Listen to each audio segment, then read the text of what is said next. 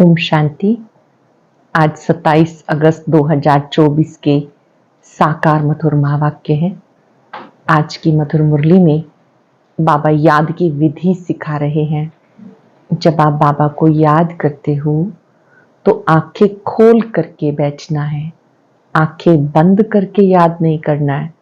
आंखें बंद करके बैठेंगे, नींद आ जाएगी, बुद्धि योग यहाँ वहां भटकेगा।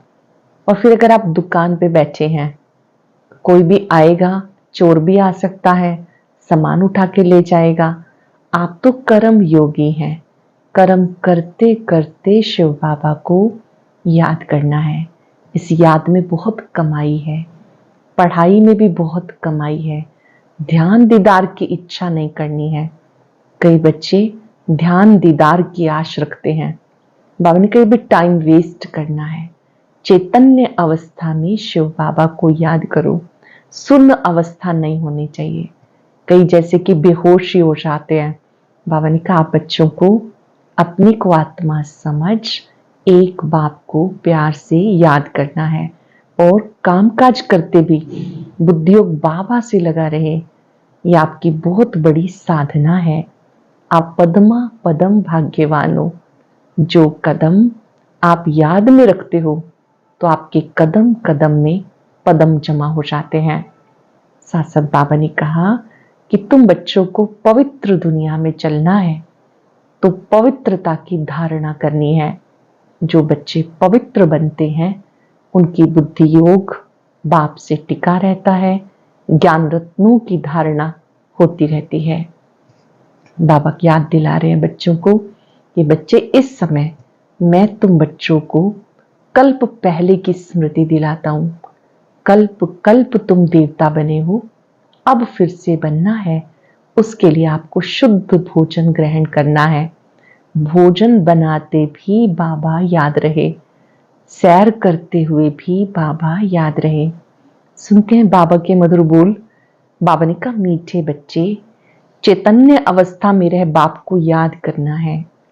सुन अवस्था में चले जाना या नींद करना ये कोई योग नहीं है। चैतन्य अवस्था में रहे बाप को याद करना है।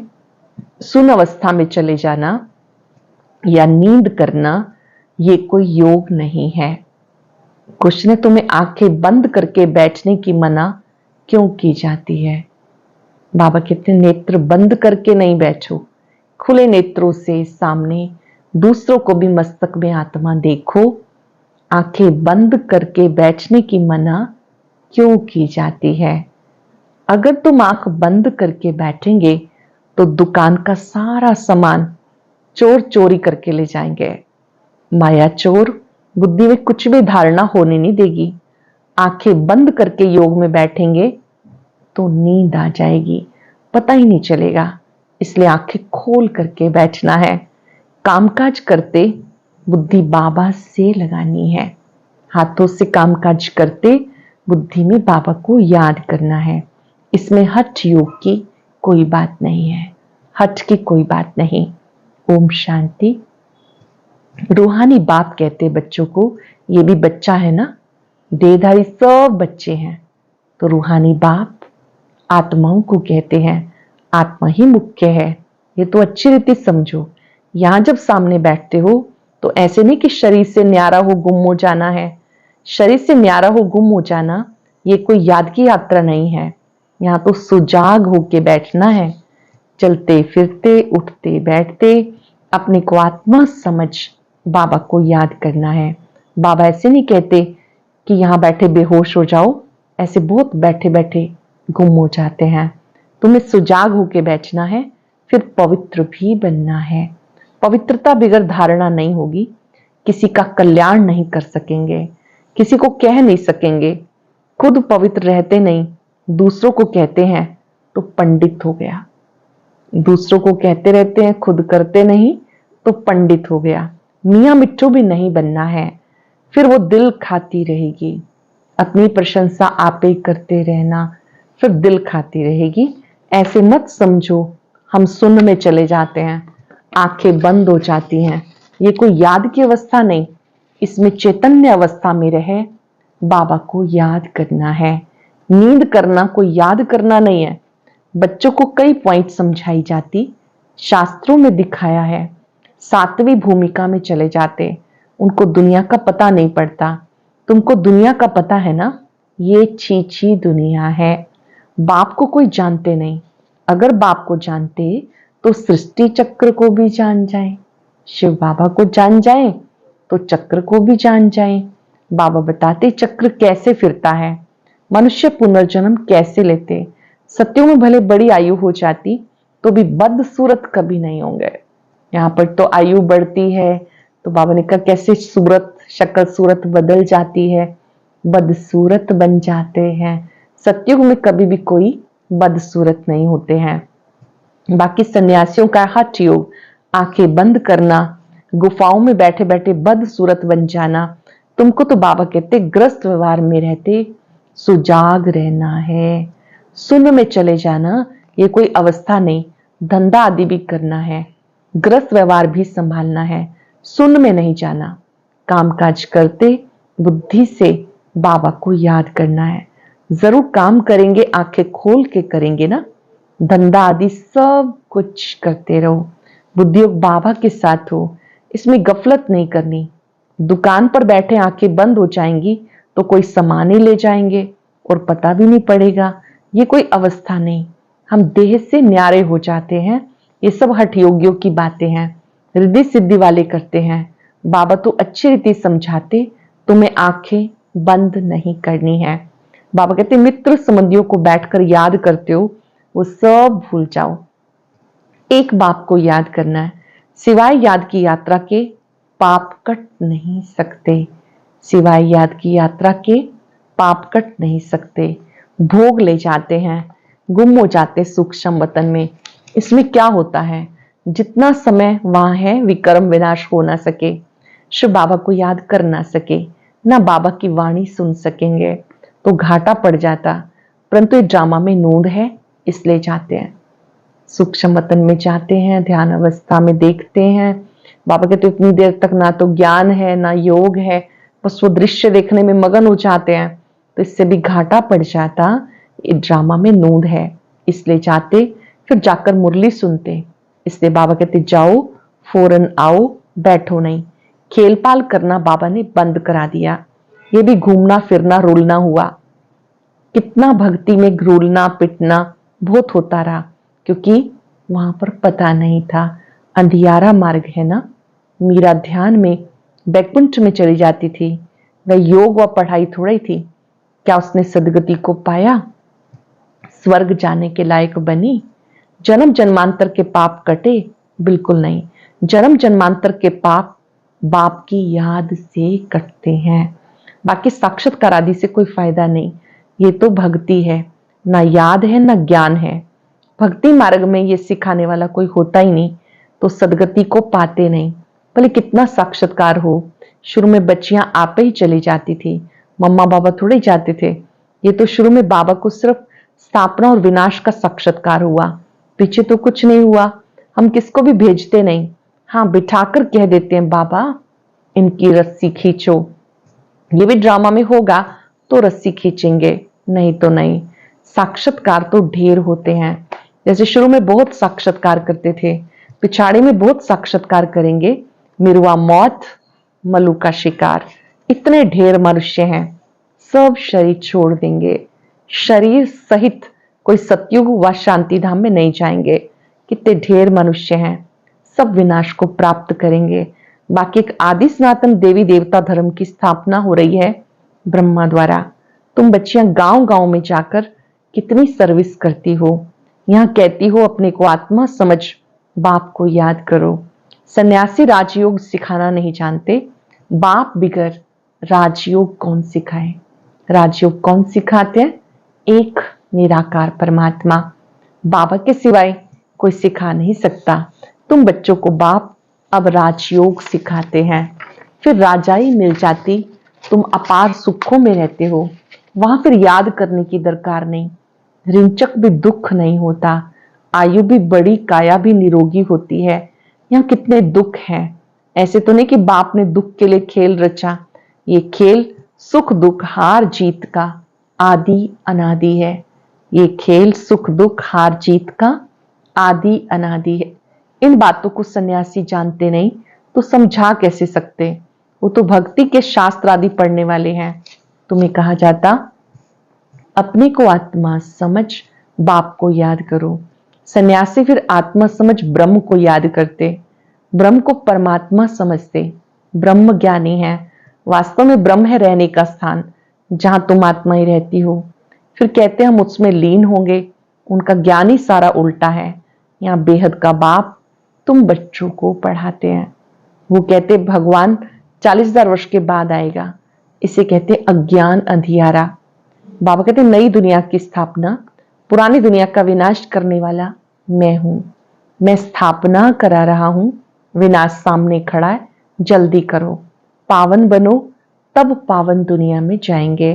ये पुरानी तमो प्रधान दुनिया है, लक्ष्मी नारायण का राज्य थोड़ा ही है। इनका राज्य नई दुनिया में था और अब नहीं है। ये पुनर्जन्म लेते आए। शास्त्रों में क्या क्या लिख दिया। श्री कृष्ण जी को दिखाया अर्जुन के घोड़े गाड़ी में बैठा है। ऐसे नहीं कि अर्जुन के अंदर श्री कृष्ण बैठा है। श्री कृष्ण तो देहधारी था, ना कोई लड़ाई आदि की बात। वास्तव में शरीर को रथ कहते हैं। आत्मा देह रूपी रथ में बैठी है, देह को चला रही है। निराकार शिव बाबा ब्रह्मा के रथ से ज्ञान देते हैं, उनके माध्यम से देते हैं। ब्रह्मा ही श्री कृष्ण बनते हैं। यादगार में घोड़े गाड़ी का रथ दिखाया। उन्होंने तो पांडवों और कौरवों का लश्कर अलग अलग कर दिया। यहां तो वो बात नहीं। ये भक्ति मार्ग के अथाह शास्त्र हैं। सत्यों में ये सब होते नहीं। वहां ज्ञान की प्रालब्ध राजधानी है, वहां सुख ही सुख है। बाप नई दुनिया स्थापन करते तो जरूर नई दुनिया में सुख होगा ना। बाप कभी पुराना मकान बनाते हैं क्या? बाप तो नया मकान बनाते हैं। उस दुनिया को सतो प्रधान दुनिया कहते हैं। अभी सब तमो प्रधान और पवित्र हैं, पराये रावण राज्य में बैठे हैं। राम तो कहा जाता शिव बाबा को। राम राम कह राम नाम का दान करते हैं। अब कहां राम कहां शिव बाबा। अब शिव बाबा तुम बच्चों को कहते मां में कम याद करो, केवल एक मुझे याद करो। जहां से आए हो वहां जाना है। जब तक बाबा को याद कर पवित्र नहीं बनेंगे तो वापस नहीं जा सकते। तुम्हारे में कोई विरले हैं जो अच्छी रीति बाबा को याद करते हैं। मुख से तो कहने की बात ही नहीं। भक्ति में राम राम मुख से कहते हैं। कोई नहीं कहेंगे तो समझेंगे नास्तिक है। अगर कोई राम राम नहीं बोलता, दूसरों को लगता है तो नास्तिक है। कितना आवाज करते गाते रहते हैं। जितना झाड़ बड़ा होता है उतना भक्ति की सामग्री बड़ी होती जाती है। बीज कितना छोटा होता, तुम्हें कोई चीज नहीं, कोई आवाज नहीं। यहां तो बाबा कहते कोई आवाज नहीं, सिर्फ कहते अपने को आत्मा समझ मुझे याद करो। मुख से कहना भी नहीं। लौकिक बाप को भी बच्चे बुद्धि से याद करते हैं। बाबा बाबा बैठकर कहते थोड़ा ही हैं, बस बुद्धि से याद करते रहते हैं। ऐसे कोई बैठ के बाबा बाबा ऐसे कोई जपते थोड़े ही हैं। तुम अब जानते हो आत्माओं का बाप कौन है। आत्माएं सब भाई भाई हैं। आत्मा को कोई नाम नहीं, बाकी शरीर का नाम बदलता है। आत्मा तो आत्मा ही है, वो भी परमात्मा। उनका नाम है शिव। उनको अपना शरीर है नहीं। बाबा कहते मुझे अगर शरीर होता तो पुनर्जन्म में आना पड़ता। तुमको फिर सदगति कौन देते हैं? भक्ति मार्ग में मुझे याद करते हैं। अनेक चित्र हैं। अब तुम नरकवासी से स्वर्गवासी बनते हो। नरक तो जन्म तो नरक में लिया, मरेंगे स्वर्ग के लिए। यहां तुम आए हो स्वर्ग में जाने के लिए। जैसे कोई ब्रिज आदि बनाते तो पहले फाउंडेशन सेरेमनी कर लेते, फिर ब्रिज बनती रहती। स्वर्ग की स्थापना का उद्घाटन फाउंडेशन सेरेमनी बाबा ने कर दिया। अब तैयारी होती रहती है। मकान बनने में टाइम लगता है क्या? गवर्नमेंट करने पर आए तो 1 मास में मकान खड़ा कर ले।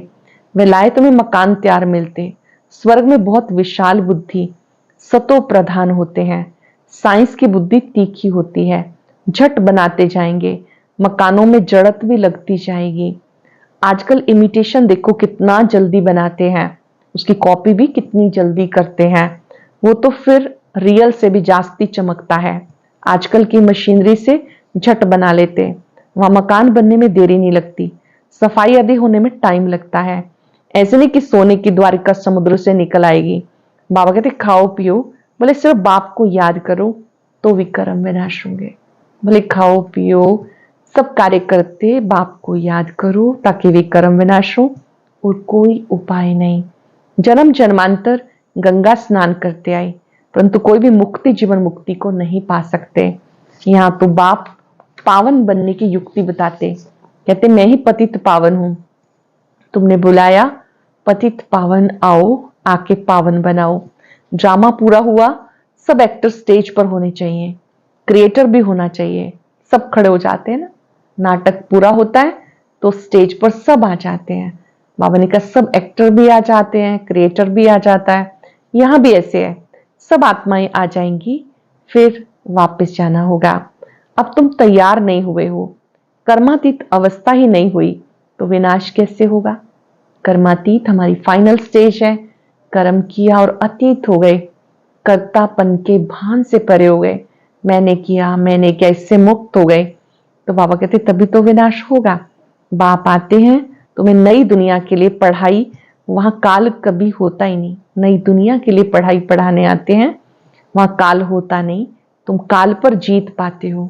कौन जीत पहनाते हैं? कालों का काल। वो कितनों को साथ ले जाते हैं, तुम खुशी से जाते हो। बाबा आए हैं सबका दुख दूर करने, इसलिए उनकी महिमा करते हैं। गॉड फादर लिबरेट करो दुख से, शांतिधाम सुखधाम में ले चलो। परंतु ये तो मनुष्यों को पता नहीं। अब बाप स्वर्ग की रचना रच रहे हैं, तुम स्वर्ग में जाएंगे, वहां झाड़ बहुत छोटा होगा, फिर वृद्धि को पाएगा। अभी और सब धर्म है, ये एक धर्म है नहीं। नाम रूप राजाई आदि बदल जाती, पहले डबल ताज फिर सिंगल ताज वाले होते हैं। सतयुग त्रेता में डबल ताजधारी, द्वापर से पवित्रता का ताज हट जाता है, सिंगल ताज हो जाते। सोमनाथ का मंदिर बनाया, कितना धन था, सबसे बड़ा मंदिर एक है जिसको लूट कर ले गए। बाबा कहते तुम पद्मा पदम भाग्यशाली बनते हो, कदम कदम पर बाप को याद करते रहो तो पदम इकट्ठे हो जाएंगे। अटेंशन से जितने कदम याद में चलते हो पदम जमा हो जाएंगे। इतनी कमाई बाप को याद करने से होती है, फिर ऐसे बाप को याद करना क्यों भूल जाते हो? जिसकी याद से पदम पदम पदम जमा हो जाते हैं, पद्मा पदम भाग्यशाली बन जाते हैं, ऐसे बाप को याद करना क्यों भूल जाते हो? जितना बाप को याद करेंगे, सर्विस करेंगे, उतना ऊंच पद पाएंगे। जितना याद करेंगे, सर्विस करेंगे, उतना ऊंच पद पाएंगे। अच्छे अच्छे बच्चे चलते चलते गिर पड़ते, काला मुंह किया तो कमाई चट, काला मुंह किया कमाई चट, जबरदस्त लॉटरी गंवा देते हैं। अच्छा, मीठे मीठे सिक्के लदे बच्चों प्रति माता पिता बाप दादा का याद प्यार गुड मॉर्निंग। रूहानी बाप की रूहानी बच्चों को नमस्ते, रूहानी बच्चों के रूहानी बाप दादा को याद प्यार नमस्ते, गुड मॉर्निंग, शुक्रिया बाबा, शुक्रिया। धारणा के लिए सार, ग्रस्त व्यवहार संभालते बुद्धियोग बाबा के साथ रखना है, गफलत नहीं करनी, पवित्रता की धारणा से अपना और सबका कल्याण करना है। याद की यात्रा और पढ़ाई में कमाई है, ध्यान दीदार तो घूमना है, इसलिए उसे कोई फायदा नहीं। जितना हो सके सुजाग हो, बाबा को याद कर विक्रम विनाश करने हैं। ग्रस्त व्यवहार संभालते बुद्धियोग बाबा के साथ रखना है, गफलत नहीं करनी, पवित्रता की धारणा से अपना और सबका कल्याण करना है। याद की यात्रा और पढ़ाई में कमाई है, ध्यान दीदार तो घूमना है, इसलिए उससे कोई फायदा नहीं। जितना हो सके सुजाग हो, बाबा को याद कर विक्रम विनाश करने हैं। वरदान है श्रेष्ठ स्मृति द्वारा श्रेष्ठ स्थिति और श्रेष्ठ वायुमंडल बनाने वाले सबके सहयोगी भव। श्रेष्ठ स्मृति द्वारा श्रेष्ठ स्थिति और श्रेष्ठ वायुमंडल बनाने वाले सर्व के सहयोगी भव। योग का अर्थ है श्रेष्ठ स्मृति में रहना। योग किसे कहते हैं? श्रेष्ठ स्मृति में रहना। मैं श्रेष्ठ आत्मा, श्रेष्ठ बाप की संतान हूं। जब ऐसी स्मृति रहती है तो स्थिति श्रेष्ठ हो जाती है। श्रेष्ठ स्थिति से श्रेष्ठ वायुमंडल स्वतः ही बनता है, जो अनेक आत्माओं को अपनी ओर आकर्षित करता है। जहां भी आप आत्माएं योग में रह के कर्म करती हो, वहां का वातावरण, वायुमंडल औरों को भी सहयोग देता है। जहां भी आप आत्माएं योग में रह के कर्म करती हो, वहां का वातावरण, वायुमंडल औरों को भी सहयोग देता है। ऐसी सहयोगी आत्माएं बाप को, विश्व को प्रिय हो जाती हैं। योग का अर्थ है श्रेष्ठ स्मृति में रहना। मैं श्रेष्ठ आत्मा, श्रेष्ठ बाप की संतान हूं। जब ऐसी स्मृति रहती है तो स्थिति श्रेष्ठ हो जाती है। श्रेष्ठ स्थिति से श्रेष्ठ वायुमंडल बनता है, जो अनेक आत्माओं को अपनी ओर आकर्षित करता है। जहां भी आप आत्माएं योग में रह के कर्म करती हो, वहां का वातावरण, वायुमंडल औरों को भी सहयोग देता है। ऐसी सहयोगी आत्माएं बाप को, विश्व को प्रिय हो जाती हैं। स्लोगन है, अचल स्थिति के आसन पर बैठने से राज्य का सिंहासन मिलेगा। अचल स्थिति के आसन पर बैठने से राज्य का सिंहासन मिलेगा। आज हम याद रखेंगे, मैं सर्व की सहयोगी आत्मा हूं। संगम पर सहयोग सबसे बड़ा योग है। सबसे पहला सहयोग है स्वयं याद में रहना, श्रेष्ठ स्मृति में रहना।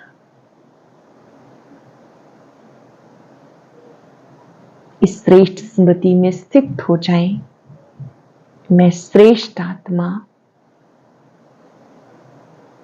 शिव बाबा की संतान, मैं बाबा का बच्चा हूं। मेरे बाबा मुझसे बहुत प्यार करते हैं, मुझे शक्ति देते हैं। बाबा की लाइट को अपने में आता देखें। चारों ओर का वातावरण श्रेष्ठ बनता जाता है। श्रेष्ठ स्मृतियों में स्थित मैं ब्राह्मण आत्मा हूं।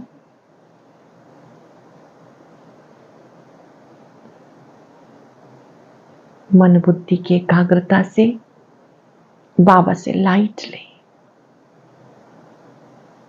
चैतन्य अवस्था में बैठे बैठे अनुभव करें, बाबा की लाइट कितनी अच्छी है। बाबा की लाइट कितनी शक्तिशाली है, मेरी कमजोरियों को मिटा रही है। मेरे बाबा मेरे साथ हैं। जो प्यार मुझे मिला, मुझे सबको देना है। मैं सबकी सहयोगी आत्मा हूं। और अब सुनते हैं आज का अव्यक्त ज्ञान मोती। ये एक बहुत संस्कारितापूर्ण वीडियो है, जरूर देखें, कोई भी मिस ना करे।